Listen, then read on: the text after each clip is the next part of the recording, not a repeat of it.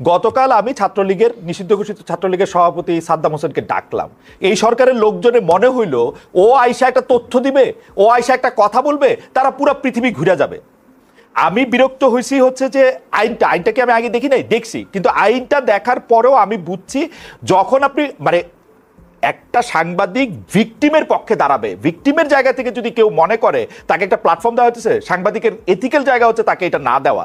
However তারা কিন্তু কারো কথাই শুনবে না, কারো কথাই জায়গা দিবে না, তাহলে তারা এটা কেমনে করবে?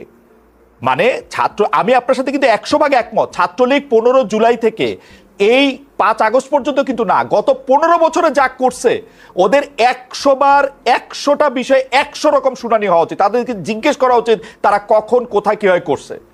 সাদ্দাম হোসেনকে জানতে চাওয়া উচিত যে 5 আগস্ট সে কোথায় ছিল, কেমনে পালাইলো, এটা জানতে চাওয়া উচিত সাদ্দাম হোসেনের কাছে। সেইটা আমি ট্রাই করছিলাম, কিন্তু ওনারা এটা পছন্দ করলো না। আপনারা এটা পছন্দ করলেন, এটা কেন? কারণটা কি? আমার কথা শোনার জন্য আবারও আপনাদের ধন্যবাদ। খালেদ মহিউদ্দিনের প্রশ্ন, নিষিদ্ধ জামাতকে নিয়ে যদি উপদেষ্টারা মিটিং করতে পারে, বঙ্গভবনে যেতে পারে, রাষ্ট্রপতি বসতে পারে, বিভিন্ন জায়গায় তারা যদি সভা সমাবেশ মিছিল মিটিং করতে পারে, তাহলে ছাত্রলীগ কি দোষ করলো? ছাত্রলীগ তো নিষিদ্ধ হয়েছে, তাহলে তাদের নিয়ে কেন টকশো করা যাবে না? এটা হচ্ছে খালেদ মহিউদ্দিনের প্রশ্ন। তিনি তার সম্প্রতি এক টকশোতে এই কথাগুলো বলেছেন, এবং তার টকশো সেই ছাত্রলীগের সভাপতিকে নিয়ে যে টকশো হওয়ার কথা ছিল সেটাও স্থগিত করা হয়েছে। এই বিষয়ে দৈনিক ইত্তেফাক একটা রিপোর্ট করছে, কি বলছে আমরা একটু জানি। নিষিদ্ধ ঘোষিত সংগঠন ছাত্রলীগের সভাপতি সাদ্দাম হোসেনকে নিয়ে টকশো আয়োজনের ঘোষণা দিয়ে সামাজিক যোগাযোগ মাধ্যমে সমালোচনার মুখে পড়েন সাংবাদিক খালেদ মহিউদ্দিন। অবশেষে ছাত্রলীগ সভাপতিকে নিয়ে টকশো স্থগিত করেছেন তিনি। বুধবার রাত 8টার দিকে ফেসবুকে এক পোস্টে তিনি এই ঘোষণা দেন। ফেসবুক পোস্টে তিনি লেখেন, অন্তর্বর্তী সরকারের সিদ্ধান্তে বাংলাদেশ ছাত্রলীগ এখন নিষিদ্ধ সংগঠন। একাধিক আইনজীবীর পরামর্শ মতে বাংলাদেশের দিক থেকে ছাত্রলীগের কারো বক্তব্য প্রচার আইনগত ঠিক হবে না। এই বিবেচনায় নিষিদ্ধ ঘোষিত ছাত্রলীগ সভাপতির অনুষ্ঠানটি স্থগিত করা হলো। ছাত্রলীগ সভাপতিকে নিয়ে টকশো স্থগিত। খালেদ মহিউদ্দিন যুক্তরাষ্ট্রের নিউ ইয়র্ক থেকে প্রকাশিত বাংলা সংবাদপত্র ঠিকানার প্রধান সম্পাদক হিসেবে দায়িত্ব পালন করছেন সাংবাদিক খালেদ মহিউদ্দিন। তিনি নিষিদ্ধ ঘোষিত সংগঠন ছাত্রলীগ সভাপতিকে নিয়ে টকশো আয়োজনের ঘোষণার পর থেকেই সামাজিক যোগাযোগ মাধ্যমে বিরূপ প্রতিক্রিয়া জানিয়েছেন অনেকে।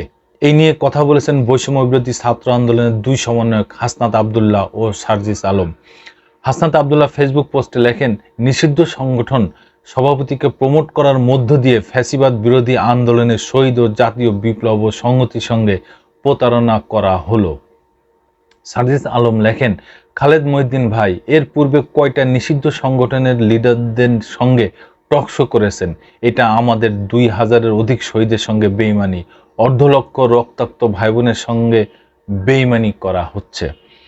এটাই খালেদ মহিউদ্দিনের প্রশ্ন, যে আমি ছাত্রলীগের সভাপতিকে একটা প্রশ্ন করতে চেয়েছিলাম, সেটা হচ্ছে যে 2024 সালের 5 আগস্ট কই ছিলেন আপনি, এবং কিভাবে আপনি পালিয়ে চলে গেলেন? এই প্রশ্নটা করতে চেয়েছেন খালেদ মহিউদ্দিন। এটার জন্য উনি অনেক ক্ষিপ্ত হয়ে আছেন যে কেন তাকে এই প্রোগ্রামটা মানে করতে দেওয়া হলো না, বা বিভিন্ন সমালোচনার মুখে পড়তে হলো। এই কথাগুলো উনি বারবার করে বলছেন তার টকশোতে। সেই টকশোতে সাবেক যে ভিপি নূর তিনি উপস্থিত ছিলেন, তিনি একরকমভাবে তার মতো করে উত্তর দিয়েছেন। কিন্তু খালেদ মহিউদ্দিনের মূল প্রশ্ন, মূল কথা হচ্ছে যে নিষিদ্ধ সংগঠন জামাত শিবির যদি সব জায়গায় ওপেনলি মিটিং করতে পারে, সভা সমাবেশ করতে পারে, বঙ্গভবনে যেতে পারে, সেনাপ্রধান তার কথা বলতে পারে, রাষ্ট্রপতি তার কথা বলতে পারে, উপদেষ্টারা তার কথা বলতে পারে, সব জাতীয় প্রোগ্রামে, সরকারি প্রোগ্রামে যদি জামাত শিবির যেতে পারে, তাহলে ছাত্রলীগ নিষিদ্ধ সংগঠনে কেন একটা টকশোতে হাজির হতে পারবে না? এটাই তার প্রশ্ন। দর্শক বন্ধুরা, আপনারা কি মত দিতে চান, কি মতামত আপনাদের, কি চিন্তা চলতেছে আপনাদের, সেই মত আমার এই ভিডিওর কমেন্টসে আপনারা লিখতে পারেন, জানাইতে পারেন আপনাদের মতামতটা, কারণ এই ভিডিও সারা বিশ্বব্যাপী প্রচার হচ্ছে, সারা বিশ্ব দেখতেছে। আপনারা অবশ্যই কমেন্টস করেন, লাইক করেন।